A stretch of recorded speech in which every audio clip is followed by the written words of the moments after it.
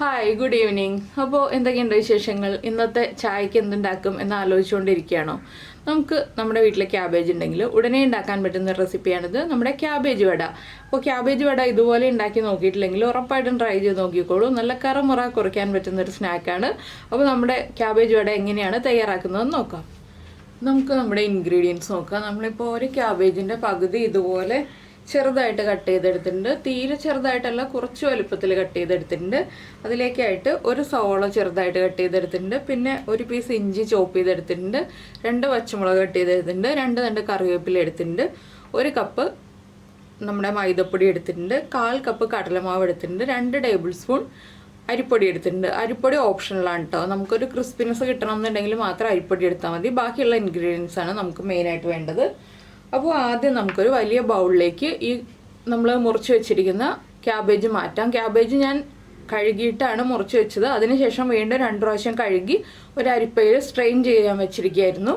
അപ്പോൾ നന്നായിട്ട് വെള്ളമൊക്കെ പോയിട്ടുണ്ട്. വെള്ളം നന്നായിട്ട് മാറിയിട്ട് മാത്രം നമ്മൾ വട ഉണ്ടാക്കാൻ എടുക്കുക. എന്താണെന്ന് വെച്ചാൽ നമ്മളെ വെള്ളം മാറിയിട്ടില്ല എന്നുണ്ടെങ്കിൽ വെള്ളത്തിൻ്റെ അളവ് കൂടിപ്പോവും, വടയുടെ കൺസിസ്റ്റൻസി മാറിപ്പോവും. അതുകൊണ്ടാണ് നമ്മൾ വെള്ളം മാറിയിട്ട് അരിപ്പയിൽ വെച്ചിട്ട് ഒരു അരമണിക്കൂർ കഴിഞ്ഞിട്ട് വട ഉണ്ടാക്കാൻ എടുക്കുക കേട്ടോ. അത് അങ്ങനെ എടുക്കുകയാണ് എപ്പോഴും നല്ലത്. അപ്പോൾ നമുക്ക് കുറച്ച് വലിയ പാത്രം എടുക്കാം. അപ്പോൾ ഞാൻ എന്താ ഈ ഒരു പാത്രത്തിലേക്കാണ് നമ്മുടെ അരിഞ്ഞു വെച്ചിരിക്കുന്ന ക്യാബേജ് ചേർക്കുന്നത്. അതുപോലെ തന്നെ നമ്മൾ കട്ട് ചെയ്ത് വെച്ചിരിക്കുന്ന എല്ലാ ഇൻഗ്രീഡിയൻസും ഒരുമിച്ച് തന്നെ ചേർക്കുകയാണ്. നമ്മുടെ സവോളയും ഇഞ്ചിയും പച്ചമുളകും കറിവേപ്പിലയും എല്ലാം ഒരുമിച്ച് തന്നെ ചേർക്കുകയാണ്. ഇതിലേക്ക് നമ്മൾ ഇനി ചേർക്കുന്നത് 1/2 ടീസ്പൂൺ എരിവുള്ള മുളക് പൊടി. മുളക് പൊടി ഒഴിവാക്കണം എന്നുണ്ടെങ്കിൽ പച്ചമുളകിൻ്റെ എണ്ണം കൂട്ടാം. പക്ഷെ നമ്മുടെ വടയ്ക്കൊരു കളർ ഉണ്ടാവണം എന്നുണ്ടെങ്കിൽ കുറച്ച് മുളക് പൊടി ചേർക്കണം. അതുകൊണ്ടാണ് 1/2 ടീസ്പൂൺ എരിവുള്ള മുളക് പൊടി ചേർക്കുന്നത്. കാശ്മീരി ചില്ലി പൗഡർ വേണ്ട. അതുപോലെ തന്നെ ഒരു 1/4 ടീസ്പൂൺ മഞ്ഞൾപ്പൊടി, 1/4 ടീസ്പൂൺ മതി.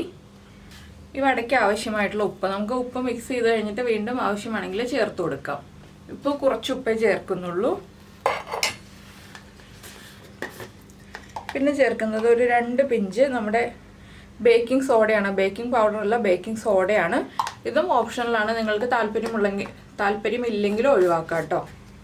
പിന്നെ ഒരു 1/4 ടീസ്പൂൺ പെരിഞ്ജീരകം. മുഴുവൻ പെരിഞ്ജീരകം ഇല്ലാന്നുണ്ടെങ്കിൽ, പെരിഞ്ജീരകം പൊടിച്ചതാണ് കയ്യിലുള്ളതെന്നുണ്ടെങ്കിൽ പെരിഞ്ജീരകം പൊടിച്ചതാണെങ്കിലും 1/4 ടീസ്പൂൺ ചേർക്കാം. മുഴുവൻ പെരിഞ്ജീരകമാണെന്നുണ്ടെങ്കിൽ നമുക്ക് വടയിൽ കടിക്കുമ്പോൾ ഒരു ടേസ്റ്റ് ഉണ്ടാവും. അതുകൊണ്ടാണ് മുഴുവനെ ചേർക്കുകയാണെങ്കിൽ നല്ലതാണെന്ന് പറയുന്നത്. ഇനി ഇതെല്ലാം ചേർത്ത് നന്നായിട്ടൊന്ന് കുഴച്ചെടുക്കുക. കറിവേപ്പിലയൊക്കെ ചെറുതായിട്ട് കട്ട് ചെയ്ത് ചേർക്കണം എന്നുണ്ടെങ്കിൽ കറിവേപ്പില ചെറുതായിട്ട് കട്ട് ചെയ്ത് ചേർക്കാം. അപ്പോൾ ഇതൊന്ന് മിക്സ് ആയി കഴിഞ്ഞിട്ട് നമുക്കിതിലേക്ക് കുറച്ചായിട്ട് പൊടികൾ ഓരോന്നായിട്ട് ചേർത്ത് കൊടുക്കാം. പൊടികളെല്ലാം ഒരുമിച്ച് തന്നെ ചേർത്ത് കൊടുക്കണ്ട, ഓരോന്നായിട്ട് ചേർത്ത് കൊടുക്കുക. എന്താണെന്ന് വെച്ചാൽ ഈ ഒരു മിക്സിൽ നിന്ന് ചെറുതായിട്ട് വെള്ളം വരും. ആ ഒരു വെള്ളത്തിൽ കുഴയ്ക്കാവുന്ന അത്രയും നമ്മൾ കുഴച്ചതിന് ശേഷം മാത്രം വെള്ളം ചേർത്ത് കുഴച്ചെടുക്കുക. ഞാൻ ആദ്യം ചേർക്കുന്നത് അരിപ്പൊടിയാണ്. 2 ടേബിൾ സ്പൂണാണ് അരിപ്പൊടി എടുത്തിട്ടുള്ളത്. അരിപ്പൊടി ചേർത്ത് ഒന്ന് മിക്സ് ചെയ്യാം. അരിപ്പൊടി ഒന്ന് മിക്സായി വന്നതിന് ശേഷം നമുക്ക് കടലമാവ് ചേർത്ത് മിക്സ് ചെയ്യാം. ഇങ്ങനെ നമ്മൾ മിക്സ് ചെയ്യുമ്പോൾ നമുക്ക് മിക്സ് ചെയ്യാൻ എളുപ്പമായിരിക്കും. എല്ലാ പൊടികളും ഒരുമിച്ച് ചേർത്ത് മിക്സ് ചെയ്യുമ്പോൾ നമുക്ക് തന്നെ മിക്സ് ചെയ്യാൻ ബുദ്ധിമുട്ടായിരിക്കും. അതുകൊണ്ടാണ് കുറച്ചായിട്ട് മിക്സ് ചെയ്യാൻ എളുപ്പമാണെന്ന് പറഞ്ഞിട്ട് ഞാൻ ഇതുപോലെ മിക്സ് ചെയ്ത് കാണിക്കുന്നത്. നിങ്ങൾക്ക് ഒരുമിച്ചാണ് മിക്സ് ചെയ്യാൻ താല്പര്യമെങ്കിൽ ഒരുമിച്ച് മിക്സ് ചെയ്യാം.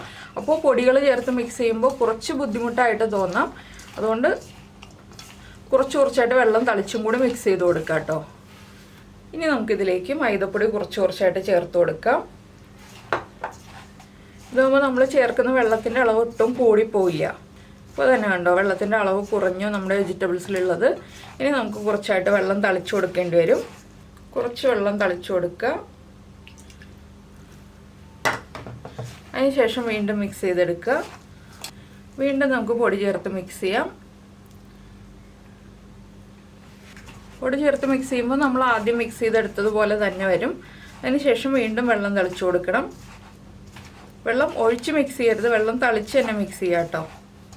ഈ വെജിറ്റബിൾസൊക്കെ കട്ട് ചെയ്ത് വെച്ചിട്ടുണ്ടെങ്കിൽ നമുക്ക് വളരെ എളുപ്പത്തിൽ വട റെഡിയാക്കി എടുക്കാം. അപ്പോൾ നിങ്ങൾ വൈകിട്ട് ചായക്ക് സ്നാക്ക് റെഡിയാക്കുമ്പോൾ വെജിറ്റബിൾസൊക്കെ കട്ട് ചെയ്ത് നമ്മുടെ ക്യാബേജൊക്കെ കഴുകി വൃത്തിയാക്കി ഒരു അരിപ്പയിലൂടെ വെള്ളം പോകാൻ വേണ്ടി എടുത്ത് വയ്ക്കുക. അതിനുശേഷം അരമണിക്കൂർ കഴിയുമ്പോൾ വട ഉണ്ടാക്കുക. അപ്പോൾ വളരെ എളുപ്പത്തിൽ തന്നെ നമുക്കിത് റെഡിയാക്കി എടുക്കാം. ഞാൻ ഇനി വീണ്ടും വെള്ളം ചേർത്ത് കൊടുക്കട്ടെ. നന്നായിട്ടൊന്ന് കുഴച്ച് മിക്സ് ചെയ്തെടുക്കുക. അധികം വെള്ളം കൂടിപ്പോയിട്ടുണ്ടെങ്കിൽ നമ്മൾ ഇനി മൈദപ്പൊടി ചേർക്കണ്ട, കുറച്ച് കടലമാവ് ചേർത്തോളൂ, അതാണ് നല്ലത്. ഇതുപോലെ നമ്മുടെ വടയുടെ പാകത്തിലൊന്ന് മിക്സ് ചെയ്തെടുക്കുക. കണ്ടോ, ഞാനൊരു 1/4 കപ്പിന് മേലെ 1 ടേബിൾ സ്പൂണും കൂടി വെള്ളം ചേർത്തിട്ടുണ്ടാവും. അത്രയും വെള്ളമേ ചേർത്തിട്ടുള്ളൂ. ബാക്കി ഈ ഒരു വെജിറ്റബിൾസിൽ നിന്ന് ഇറങ്ങി വന്ന വെള്ളവും കൂടിയാണ്. അപ്പോൾ ഇതാണ് നമ്മുടെ കൺസിസ്റ്റൻസി, ഇത്രയും മതി.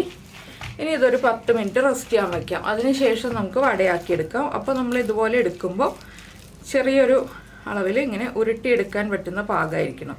അപ്പോൾ എൻ്റെ കൈ കഴുകാത്തത് കൊണ്ടാണ് മൊത്തത്തിൽ ഉരുട്ടിയെടുക്കുന്ന പോലെ തോന്നുന്നത്. ഈ ഒരളവിൽ ഉരുട്ടിയെടുക്കാൻ പറ്റുന്ന പാകമായിരിക്കണം. അപ്പോൾ നമുക്കിത് മാറ്റി വയ്ക്കാം, ഒരു 10 മിനിറ്റ് റെസ്റ്റ് ചെയ്യട്ടെ. അതിനുശേഷം നമുക്ക് വട ഉണ്ടാക്കാം. അപ്പോൾ നമ്മുടെ എണ്ണ നന്നായിട്ട് ചൂടായിട്ടുണ്ട്. നമ്മൾ സാധാരണ ഉഴുന്നുവടയൊക്കെ ഉണ്ടാക്കുന്ന പോലെ കൈ നന്നായിട്ട് വെള്ളത്തിൽ മുക്കിയതിന് ശേഷം മാത്രം നമ്മുടെ മാവ് ചെറിയൊരു ക്വാണ്ടിറ്റി ആയിട്ട് എടുക്കുക. അതിനുശേഷം നിങ്ങൾക്ക് വലത് കൈയിൽ വെച്ചിട്ട് റോൾ ചെയ്തെടുക്കാനാണ് പറ്റുന്നതെങ്കിൽ വലത് കൈയിൽ വെച്ചിട്ട് റോൾ ചെയ്തെടുക്കുക. ഇതുപോലെ ചെറുതായിട്ടൊന്ന് പരത്തി കൊടുക്കുക. നമ്മൾ ഉഴുന്നുവട ഉണ്ടാക്കുന്ന പോലെ നടുക്കൊരു ഹോൾ ഇട്ടിട്ട് എണ്ണയിലേക്ക് ഇട്ട് കൊടുക്കുക. ഇങ്ങനെ പറ്റുന്നില്ല എന്നുണ്ടെങ്കിൽ ഇടത് കൈയിൽ വെച്ചിട്ട് റോൾ ചെയ്തെടുക്കാം കേട്ടോ. നമുക്ക് ബോളാക്കിയിട്ട് പരത്തിയെടുക്കാം. ഓരോ പ്രാവശ്യം എണ്ണയിലേക്ക് ഇടുമ്പോഴും കൈ നനച്ചിട്ട് മാത്രം നമ്മുടെ ഈ ഒരു മാവിൻ്റെ മിക്സ് എടുക്കുക. ചെറിയ ഫ്ലെയിമിൽ വെച്ചിട്ട് ഫ്രൈ ചെയ്തെടുക്കുക, ഹൈ ഫ്ലെയിമിൽ വെച്ചിട്ട് ഫ്രൈ ചെയ്തെടുക്കരുത്. ഞാനിപ്പോൾ വലത് കൈയിൽ വെച്ചിട്ടാണ് ഇതുപോലെ നടുക്കൊരു കുഴി ഇട്ടിട്ട് ഇതുപോലെ എണ്ണയിലേക്ക് ഇട്ട് പൊരിച്ചെടുക്കുന്നത്. അപ്പോൾ അത് നമ്മുടെ വലത് കൈയാണോ ഇടത് കൈയാണോ നമുക്ക് വശമാവുന്നതെന്ന് വെച്ചിട്ടുണ്ടെങ്കിൽ ആ രീതിയിൽ ചെയ്തെടുക്കാം. ഞാനിപ്പോൾ ഒരു സമയത്ത് 3 എണ്ണമാണ് പൊരിച്ചെടുക്കുന്നത്. അത്ര എണ്ണയെ വെച്ചിട്ടുള്ളൂ, ചെറിയൊരളവിലാണ് എണ്ണ വെച്ചിട്ടുള്ളത്. പിന്നെ നിങ്ങൾക്ക് ഈ ഒരു ബോൾ ഷേപ്പോ അല്ലെങ്കിൽ പരന്ന വടയുടെ ഷേപ്പോ ഒന്നും ആക്കാൻ പറ്റുന്നില്ല എന്നുണ്ടെങ്കിൽ കുറച്ചായിട്ട് ഇട്ടിട്ട് എണ്ണയിലേക്കിട്ട് പൊരിച്ചെടുക്കാം കേട്ടോ. അത് നമ്മുടെ സൗകര്യം പോലെ എടുക്കാം. ഈ ഒരു വടയുടെ ഷേപ്പ് തന്നെ ആവണം എന്നൊന്നുമില്ല, നമുക്ക് പറ്റുന്ന ഷേപ്പിലിട്ടിട്ട് പൊരിച്ചെടുക്കാം. വടയുടെ ഷേപ്പ് ആക്കാൻ പറ്റുകയാണെങ്കിൽ കൂടുതൽ നല്ലത്. അപ്പോൾ ഇതൊരു സൈഡ് കുക്കായി വരുമ്പോൾ നമുക്ക് അടുത്ത സൈഡിലേക്ക് തിരിച്ചിടാം. ചെറിയ ബർണറിലാണെങ്കിൽ ഹൈ ഫ്ലെയിമിൽ വെച്ചിട്ട് തന്നെ പൊരിച്ചെടുക്കാം. വലിയ ബർണറിലാണെങ്കിൽ ചെറിയ ഫ്ലെയിമിൽ വെച്ചിട്ടേ പൊരിച്ചെടുക്കാൻ പാടുള്ളൂ. എന്താണെന്ന് വെച്ചാൽ നമ്മുടെ ഒരു കാര്യങ്ങളും കുക്കാവാത്തതാണ്, എല്ലാം കുക്കായി വരേണ്ടതാണ്. അതുകൊണ്ട് അതിനുള്ള സമയം കൊടുക്കണം നമ്മൾ. അതുകൊണ്ട് വലിയ ബർണറിലാണെങ്കിൽ ചെറിയ ഫ്ലെയിമിൽ മാത്രം വയ്ക്കുക, ചെറിയ ബർണറിലാണെങ്കിൽ മാത്രം ഹൈ ഫ്ലെയിമിൽ വയ്ക്കുക. ഇനിയിപ്പോൾ ഇതൊന്ന് കുക്കായി വരട്ടെ. ഇപ്പോൾ നമ്മുടെ വട ഒരു സൈഡ് കുക്കായിട്ടുണ്ട്. നമുക്ക് അടുത്ത സൈഡിലേക്ക് ഒന്ന് തിരിച്ചിടാം. ഒരു സൈഡ് കുക്കാവാൻ അത്യാവശ്യം കുറച്ച് സമയം എടുക്കും കേട്ടോ. എന്താണെന്ന് വെച്ചാൽ ഇൻസൈഡൊക്കെ കുക്കായി വരണ്ടേ. അപ്പോൾ ഇതുപോലെ ആയിരിക്കും നമ്മുടെ വട. ഒരു സൈഡ് കുക്കായി വരുമ്പോൾ ആ സവോളയൊക്കെ മൊരിഞ്ഞ് ക്യാബേജൊക്കെ ഒന്ന് മൊരിഞ്ഞ് കറക്റ്റായിട്ട് വരുമ്പോൾ ഇനി ഈ സൈഡും കൂടി ഒന്ന് കുക്കായി വരട്ടെ. അതിനുശേഷം നമുക്ക് എണ്ണയിൽ നിന്ന് മാറ്റാം. ഇതിൻ്റെ കൂടെ നമുക്ക് തേങ്ങ ചട്നി ചേർത്തും കഴിക്കാം, അതുപോലെ തന്നെ നമ്മുടെ ടൊമാറ്റോ സോസ് ചേർത്തും കഴിക്കാം. കുട്ടികൾക്കൊക്കെ ഇഷ്ടമാവുക ടൊമാറ്റോ സോസ് ചേർത്ത് കഴിക്കുമ്പോഴായിരിക്കും. വലിയവർക്കൊക്കെ തേങ്ങ ചട്നി ആയിരിക്കും കൂടുതൽ താല്പര്യം. അപ്പോൾ നിങ്ങൾക്ക് എന്തിൻ്റെ കൂടെയാണോ സ്യൂട്ടായി തോന്നുന്നത് അത് ചേർത്ത് കഴിക്കുക. അപ്പോൾ നമ്മുടെ ചാനൽ ആദ്യമായിട്ട് കാണുകയാണ്, നമ്മുടെ വീഡിയോ പ്രസൻറ്റ് ചെയ്യുന്ന രീതിയൊക്കെ ഇഷ്ടമായി എന്നുണ്ടെങ്കിൽ നമ്മുടെ ചാനൽ ഒന്ന് സബ്സ്ക്രൈബ് ചെയ്ത് സപ്പോർട്ട് ചെയ്യണേ. സബ്സ്ക്രൈബ് ചെയ്യുന്നതിന് ഈ വീഡിയോയുടെ താഴെയുള്ള റെഡ് സബ്സ്ക്രൈബ് ബട്ടൺ ഒന്ന് ക്ലിക്ക് ചെയ്യുക. അതുപോലെ തന്നെ എൻ്റെ റൈറ്റ് സൈഡിലുള്ള ബെല്ലൈക്കനും ക്ലിക്ക് ചെയ്യുക. അപ്പോൾ ഓൾ എന്ന് പറഞ്ഞ ഓപ്ഷൻ കാണാം. ആ ഓളും കൂടി പ്രസ് ചെയ്തിട്ടുണ്ടെങ്കിൽ ഞാൻ എപ്പോഴും വീഡിയോ അപ്ലോഡ് ചെയ്യുമ്പോൾ നിങ്ങൾക്ക് നോട്ടിഫിക്കേഷൻ വരും. പിന്നെ ഈ ഒരു റെസിപ്പിയൊക്കെ ഇഷ്ടമായിട്ടുണ്ടെന്നുണ്ടെങ്കിൽ ഒന്ന് ലൈക്ക് ചെയ്യാനും അതുപോലെ തന്നെ ഒന്ന് കമൻറ്റ് ചെയ്യാനും മറന്നു പോരുതേ. അപ്പോൾ ഇവിടെ ഏകദേശം റെഡിയായി വന്നിട്ടുണ്ട്. നമുക്കിത് എണ്ണയിൽ നിന്ന് മാറ്റാം. ഇനി ഒരുപാട് സമയത്ത് ഫ്രൈ ചെയ്യുകയാണെങ്കിൽ വടയുടെ പുറം ഭാഗം മുഴുവൻ കരിഞ്ഞു പോകും. ഇതാണ് നമ്മുടെ വടയുടെ കളറ്. ഈ ഒരു കളറിൽ ഇരിക്കുമ്പോൾ എടുത്തിട്ടുണ്ടെങ്കിൽ കുറച്ച് കഴിയുമ്പോൾ ഒന്നുകൂടി ഒന്ന് കളർ മാറി വരും. അപ്പോൾ ഇതുപോലെ തന്നെ നമുക്ക് ബാക്കിയുള്ളതെല്ലാം ഫ്രൈ ചെയ്തെടുക്കാം. അപ്പോൾ നമ്മുടെ വടയൊക്കെ ഇതാ റെഡിയായി വന്നിട്ടുണ്ട്. ഈ ഒരു അളവിൽ ഉണ്ടാക്കുകയാണെങ്കിൽ ഒരു 17 വട ഉണ്ടാക്കാനുണ്ടാവും കേട്ടോ. നിങ്ങൾ ഞാൻ ഈ പറഞ്ഞ അളവിലാണ് എടുക്കുന്നതെങ്കിൽ, ഒരു മീഡിയം വലിപ്പമുള്ള ക്യാബേജാണ് എടുക്കുന്നതെങ്കിൽ, ഒരുപാട് വലിപ്പമുള്ള ക്യാബേജ് ആണെങ്കിൽ ഇതിലും കൂടുതലുണ്ടാവും. അപ്പോൾ നിങ്ങൾ എന്തായാലും ഉണ്ടാക്കി നോക്കുമെന്ന് വിചാരിക്കുന്നു. ഉണ്ടാക്കി നോക്കിയിട്ട് നിങ്ങളുടെ അഭിപ്രായങ്ങളൊക്കെ അറിയിക്കുക. അതുപോലെ തന്നെ നമ്മുടെ റെസിപ്പിയൊക്കെ ഇഷ്ടമാവുകയാണെങ്കിൽ ഫ്രണ്ട്സിനും ഫാമിലി മെമ്പേഴ്സിനൊക്കെ ഒന്ന് ഷെയർ ചെയ്ത് കൊടുക്കുക. അപ്പോൾ നമുക്ക് നമ്മുടെ അടുത്ത റെസിപ്പിയുമായിട്ട് അടുത്ത ദിവസം വീണ്ടും കാണാം.